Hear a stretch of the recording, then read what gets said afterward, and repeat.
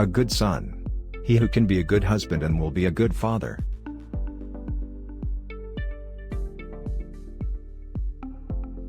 How to be a good son. It's not always easy to be a good son. Sometimes, you've made a mistake and can't find a way to fix it. You are the most important part of your parents' life, and they only want to see you succeed in life. Many times, you disagree with your parents. You don't know how to approach them without starting a fight.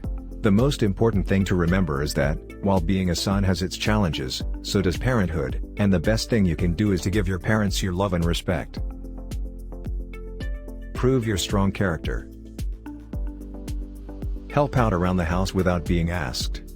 You may have a set list of chores to do, or there may just be a general understanding that you will help your parents out when they need it. Be kind to your siblings.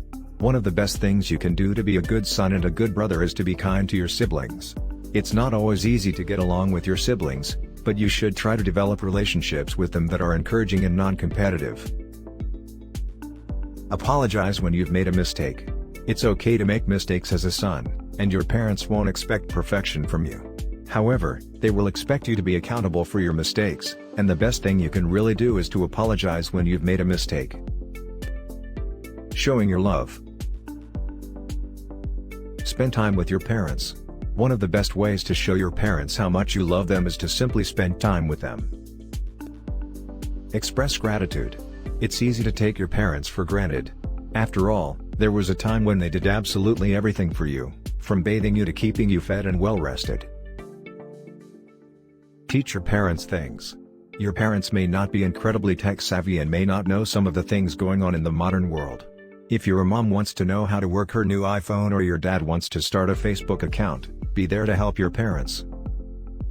Take the time to listen. You may think that your relationship with your parents is one-sided and that they should listen to you and your problems and offer advice and then call it a day.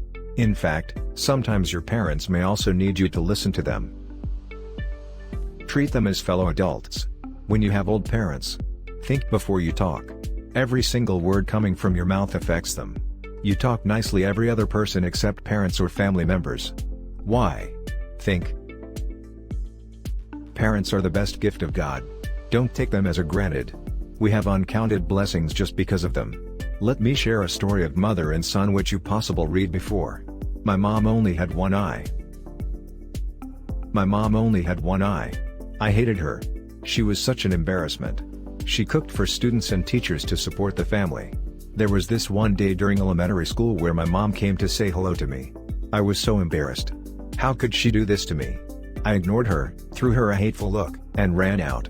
The next day at school one of my classmates said, "Your mom only has one eye." I embarrassed so much and wanted my mom to just disappear. I confronted her that day and said, "If you're only going to make me a laughingstock, why don't you just die?" My mom did not respond. I didn't even stop to think for a second about what I had said, because I was full of anger. I was oblivious to her feelings. I wanted out of that house and have nothing to do with her. So, I studied hard, got a chance to go abroad to study. Then, I got married. I bought a house of my own. I had kids of my own. I was happy with my life, my kids, and the comforts. Then one day, my mother came to visit me. She hadn't seen me in years, and she didn't even meet her grandchildren. When she stood by the door, my children laughed at her, and I yelled at her for coming over uninvited.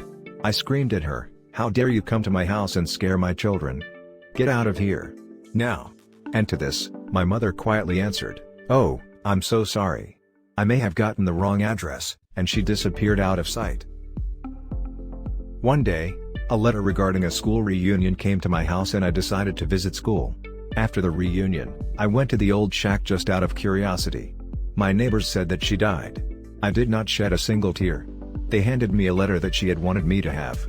"My dearest son, I think of you all the time. I'm sorry that I came to your house and scared your children. I was so glad when I heard you were coming for the reunion. But I may not be able to even get out of bed to see you. I'm sorry that I was a constant embarrassment to you when you were growing up. You see, when you were very little, you got into an accident, and lost your eye. As a mother, I couldn't stand watching you having to grow up with one eye. So I gave you mine. I was so proud of my son who was seeing a whole new world for me. In my place, with that eye. With all my love to you. Your mother. Parents took care of us when we were weak. Now they old and weak. We should take care of them and stand with them as a good son. Time is clicking. Trying to be a good son is to be trying to be a good friend to your mother and father. Please don't forget to subscribe, like and comments. Cheers!